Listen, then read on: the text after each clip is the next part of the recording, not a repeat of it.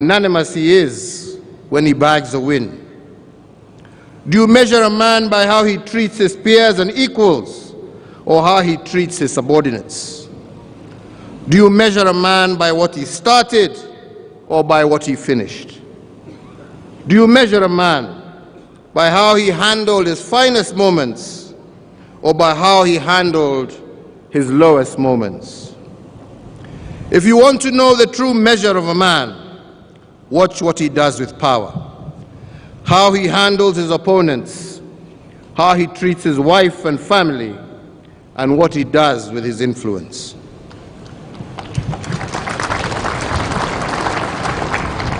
But fundamentally, as Martin Luther King Jr. taught us, and I quote, "The true measure of a man is not where he stands in moments of convenience and comfort, but where he stands in times of challenge and difficulties." End of quote. In other words, the true measure of a man is how he behaves when misfortune hits. And the question before us today, who was Kibaki the man?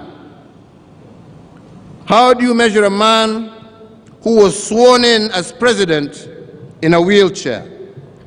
How do you measure a man who suffered ill health during his first year of his presidency, and in his lowest moments, he did not give up, but he soldiered on?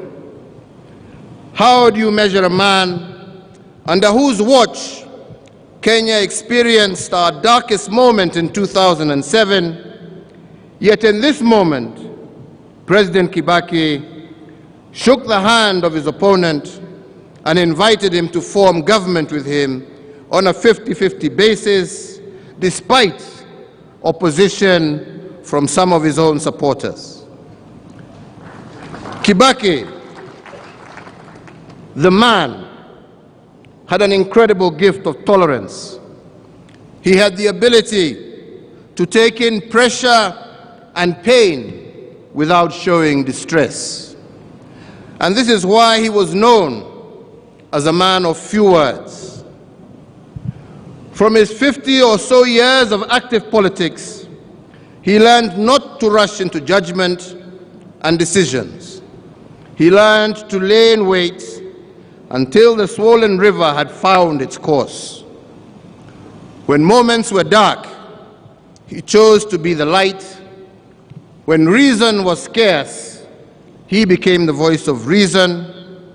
And when hope was down, he encouraged us all to exercise the gift of long-suffering. And if a man is not measured by what he started, but by what he finished, then the record must reflect that the Honorable Mwai Kibaki finished very strong.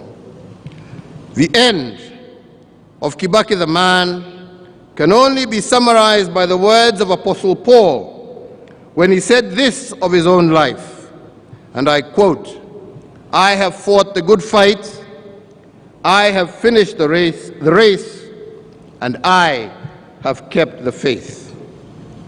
This too must be recorded in our books of history as the finishing line of the Honorable Mwai Kibaki.